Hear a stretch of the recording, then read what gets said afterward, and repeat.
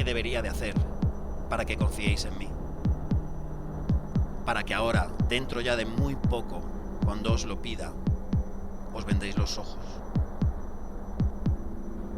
No quiero que me lo deis a cambio de nada.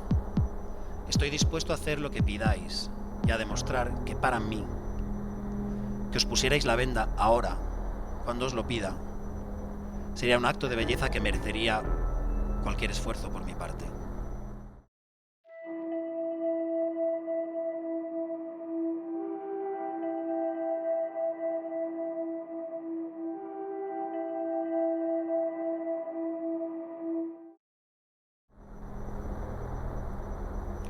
¿Por qué querría privaros de las sensaciones que os aporta la vista? Pues por un principio con unas bases fisiológicas muy claras. La disminución o privación en el estímulo de un sentido agudiza el resto. Es simple, nuestro cerebro tiene más espacio. La vista es el sentido más común, el más usado y el más efectivo probablemente. Por la importancia que lo visual tiene en nuestra vida ordinaria, el cambio de sensación que genera su privación, por ende, es enorme. Es sin duda una de mis prácticas preferidas. Es súper sencilla y muy poderosa. Y eso la convierte como en una ley física increíblemente bella. El efecto es inmediato. Un esumise que no ve será nuestre inmediatamente. Depende de su dominante desde el primer momento. Tiene que confiar para cada pequeño desplazamiento que haya que hacer. Cada pequeño movimiento irá acompañado de una deliciosa inseguridad. Deliciosa, porque será complementada con la confianza, el dominante. Además, las sensaciones que podemos provocar a través del tacto o el oído se potencian muchísimo en estado de privación visual. En fin, que es una de las imprescindibles. Para concentrarse, para tener menos vergüenzas. Los juicios, en la mayoría de los casos, son también visuales. Así que si no ves, juzgas menos. Ahora, por favor, poneros todes la venda.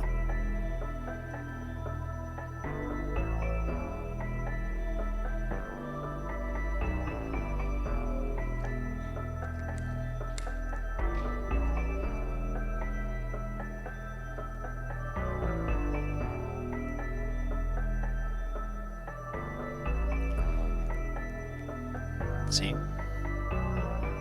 Muchas gracias. Enhorabuena. Yo diría, por los argumentos de antes, que todos ya habíais practicado algo de BDSM, pero si no, bienvenides. Al comprar vuestra entrada ya lo habíais hecho, pero ahora, al poneros la venda, me lo habéis confirmado. Enhorabuena y gracias. El BDSM como práctica neuronal o neurofísica, como pensamiento, te pone las gafas Foucaultianas. Practicar BDSM consiste en organizar parte del mundo, el trocito que reservéis para vuestras sesiones con todas vuestras no parejas, como dispositivos de poder asimétricos, consensuados. Y en este concepto ya tenemos implícito a Foucault, porque a él debemos dejar de pensar el poder desde la perspectiva esencialista, como algo estático que se tiene o no se tiene, para concebirlo como algo dinámico. Existen dinámicas y dispositivos de poder más que el poder en sí. Es más revelador pensar que todas y todes ejercemos poder sobre otras personas que pensar que el poder es algo que alguien posee.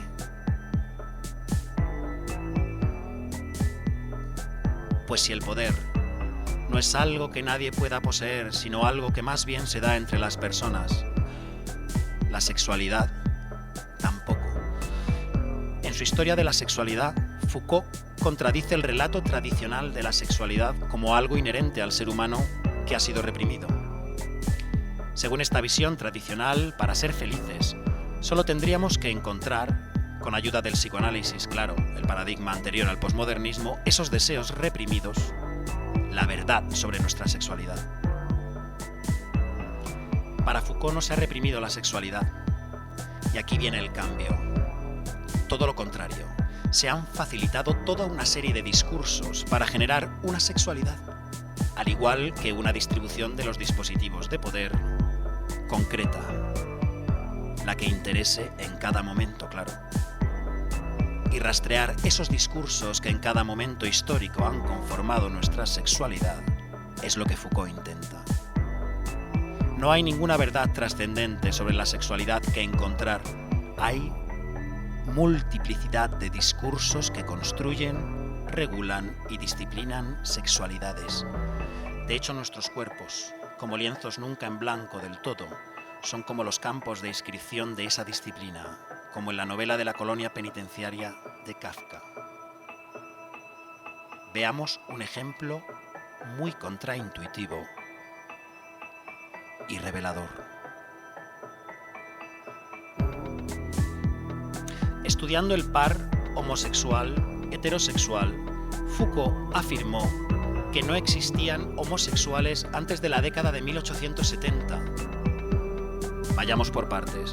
Es verdad que existían, por supuesto, personas que mantenían relaciones sexuales con gente de su mismo sexo, pero la categoría de homosexual no existía hasta ese momento, así que nadie podía identificarse con una categoría que no existía. De la misma manera que solo pensamos con los conceptos que conocemos. En los textos anteriores a esta fecha se habla de sodomía como una actividad vergonzante y punible que no diferenciaba entre el sexo entre dos hombres o entre un hombre y una mujer, siempre que fuese anal, claro. La categoría homosexual es construida en un contexto concreto, con unas intenciones de control concretas, y se construye discursivamente en el siglo XIX, junto con otras sexualidades en las que la ciencia repentinamente está muy interesada: niños, mujeres y clase obrera, para minimizar las desviaciones de la norma heterorreproductiva y conseguir la mano de obra que el capital necesitaba para su desarrollo. Como veis, ninguna categoría es inocente, ni la de homosexual. Un hombre que mantuviese relaciones sexuales con otro hombre antes de finales del siglo XIX se hubiese pensado a sí mismo y hubiera sido valorado por la sociedad en la que estaba inscrito como alguien que comete actos impuros. Pero un homosexual no es ya alguien que hace cosas mal, alguien que se equivoca, sino que es el propio mal. El sodomita hacía cosas malas, pero el homosexual era una especie enferma. La categoría de homosexual se hizo para reprimir y llenar las fábricas de mano de obra joven. Otra cosa es que después, como discurso inverso, se usase en la lucha por los derechos.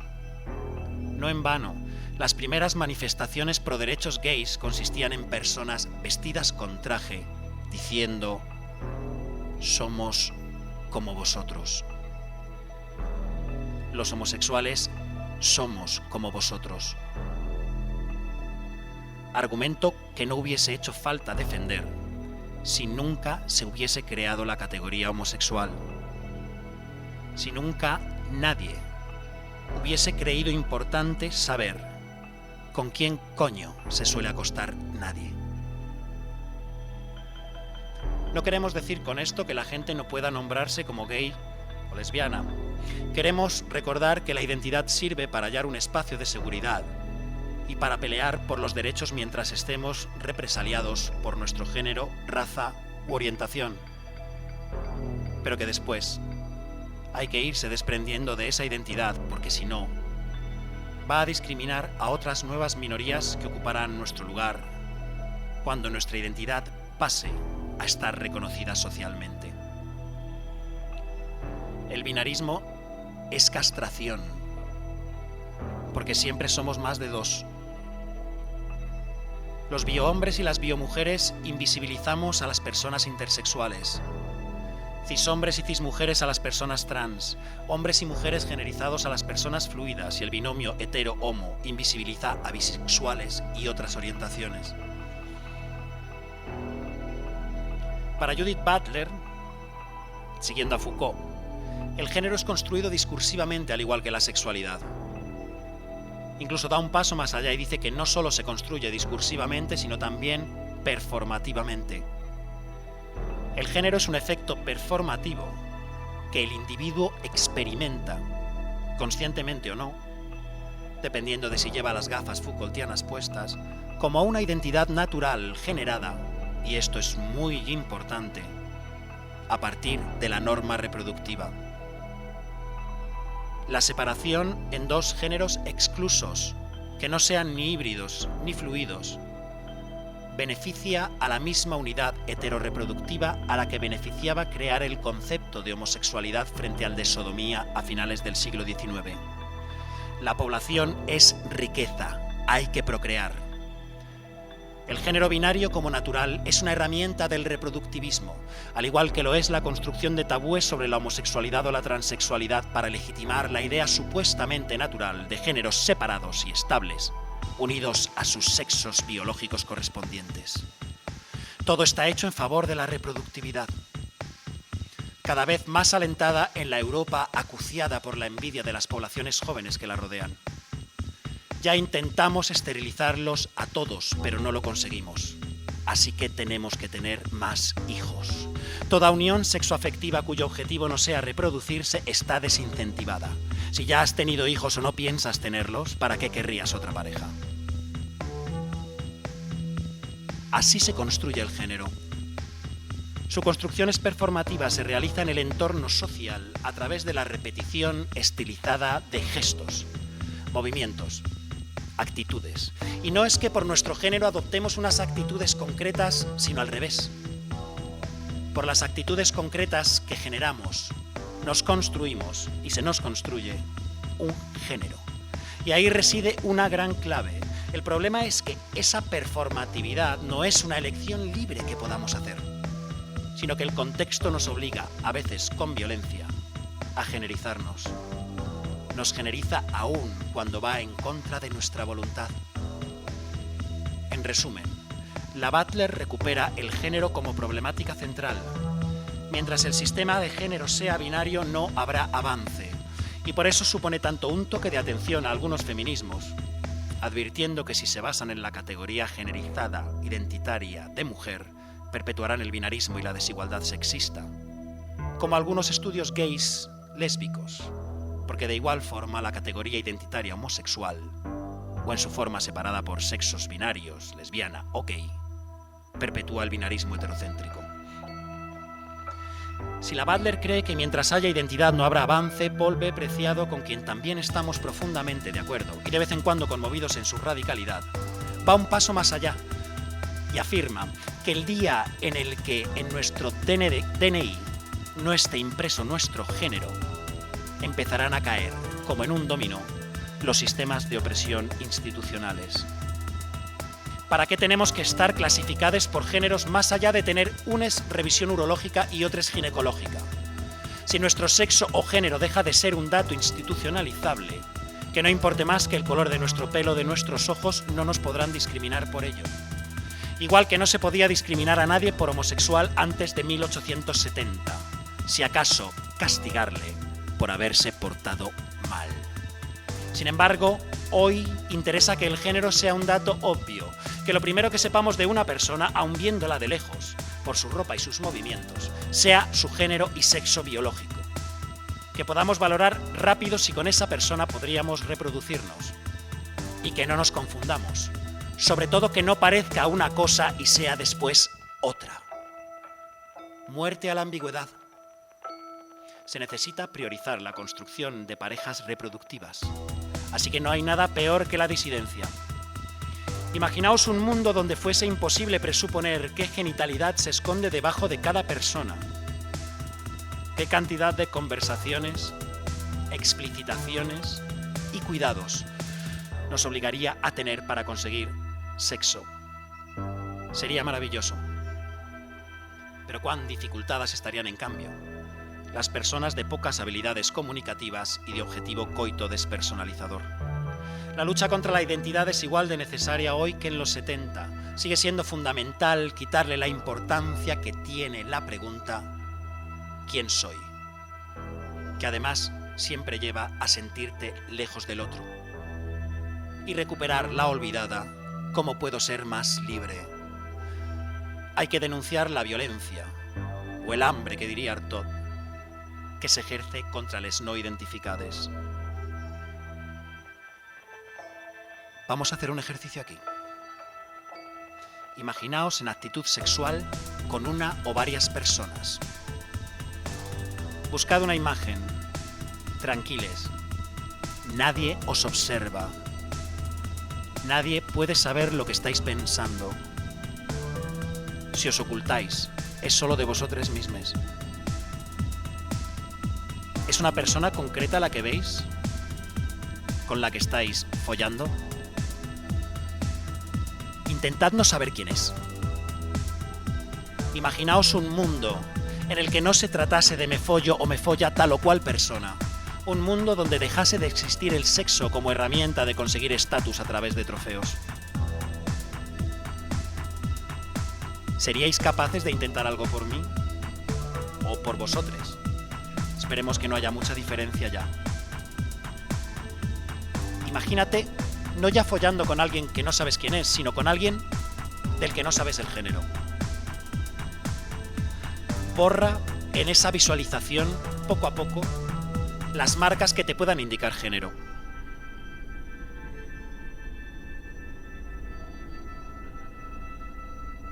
¿Puedes imaginarte incluso a alguien sin genitales?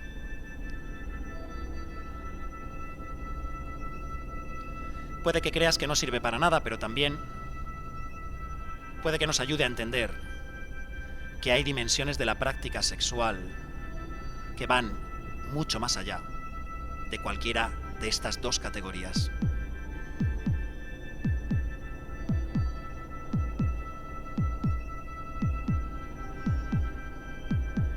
Ahora bien, ¿cuál es el punto empoderante que tiene esto?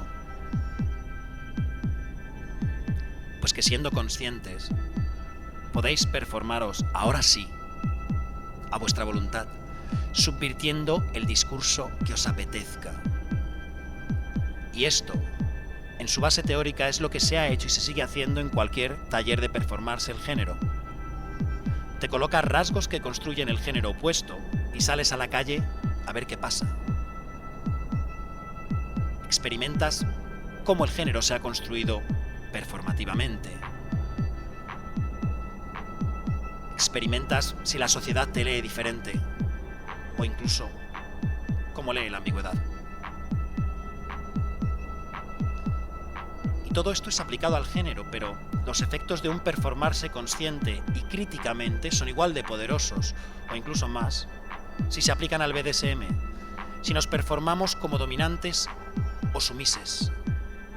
De hecho, toda buena sesión de BDSM tendría que ser como un taller butleriano de performance. Defendemos el BDSM porque pensamos que como en ningún otro espacio, gracias a los consensos, protocolos, roles y parafernalia, se explicita lo construido y performativo de nuestra actividad sexual. Apoyamos el BDSM porque no es del todo natural. Está más alejado del instinto que el coito misionero reproductivo normal. Y por eso nos ayuda a ver no solo nuestros roles dominantes o sumises, sino también nuestra orientación, género y sexo como algo construido discursivamente. Y eso nos hace más libres. De eso se trata. De someteros con estos razonamientos para haceros más libres. Que sea una acción contradictoria no hace sino aumentar su belleza. Quiero que, como yo, podáis ver la entrega con la que este rato me habéis obsequiado, como la maravilla que es. La resistencia a un mundo donde el poder lo tiene, casi siempre, quien no se lo merece. Y no es lo que hacemos aquí mejor porque yo sí me lo merezca, aunque me hayas forzado. Es una maravilla porque resiste a la mediocridad poética generalizada. Porque trata de construir toda una nueva realidad, sin complejos, en cada sesión, siendo perfectamente escrupulosos y dejando fuera cada pequeño aspecto de la otra realidad, la que va con mayúsculas, que no nos guste. La sesión BDSM es nuestro espacio y ese es nuestro poder. Tanto el de la parte sumisa como el de la dominante. Para construirla hay riesgo, pero eso también enseña que por suerte no hay recetas que nos mantengan en territorio seguro, que nos digan siempre que hagas esto va a funcionar. Que eso da un poco de miedo. Bueno, pero de eso se trata también el BDSM. De mirar de frente a ese miedo, vadearlo con atención y cuidado máximo y arriesgarnos, claro, poniendo toda la carne en el asador. No hay nada que no podamos cambiar con nuestros cuerpos. Todo es convencional. El mundo no es algo que se deba imitar, no es algo más real que la escena. No es que no nos demos cuenta de que lo que sucede en una performance es algo falso, creado, contingente, una convención. Es que defendemos que el mundo también lo es. Y la mayoría de veces mucho peor ordenada. Vale, pero ¿qué tiene que ver esto con la performatividad de la Butler? Pues que defender que tu género no está dado a priori, sino que se construye performativamente, es también luchar contra la realidad. Es defender en ambos casos que lo que parece que es así porque sí, género o mundo, es una convención. Se ha construido discursivamente para Foucault o performativamente para la Butler. Y darte cuenta de que es construido te hace más libre. Te da la llave para poder cambiarlo, porque lo que es así y siempre lo será. Lo que es de manera esencial no se puede cambiar, está muerto. Y eso es lo que llamamos fe en la realidad. Y en ese sentido, decimos que esta práctica artística es antirrealista, porque su intención es resistir a esa fe en la realidad. Al principio prometimos que íbamos a explicar por qué era antirrealista, y un buena dominante siempre cumple lo prometido. Hacer una performance es, por tanto, admitir que el lenguaje genera realidad, primer paso, el de Austin, y generar realidad con algún discurso, lo de la Butler. No imitar en actitud acomplejada la realidad que hay. Practicar BDSM conmigo, con Master Axel, o con nosotros, el Laboratorio de Acción Escénica Vladimir Chekhov, no es nada más y nada menos que esto que hemos hecho. Aplicar la teoría de la performatividad a las relaciones de poder. Declarar la mayoría de edad de la forma más radical posible sobre nuestros cuerpos. Guerra a la disciplina y la obediencia no consensuada que nos marca. Se trata de descubrir esas limitaciones y de eliminarlas, incluida la más sutil, difícil y resbaladiza, pero que más necesitamos extirpar. La mayor de nuestras limitaciones, nuestra propia personalidad. Se trata de abolir nuestra personalidad, aunque todas las listas de características del buen dominante dicen que éste debe tener una bien marcada. Que sea un hecho contradictorio no hace de nuevo, sino aumentar su belleza. Nada más. Esperamos veros en otro momento o en otro sentido del mismo momento aquí, en el bar Práctica Artística Antirrealista número 1, Dominio Público. Muchas gracias.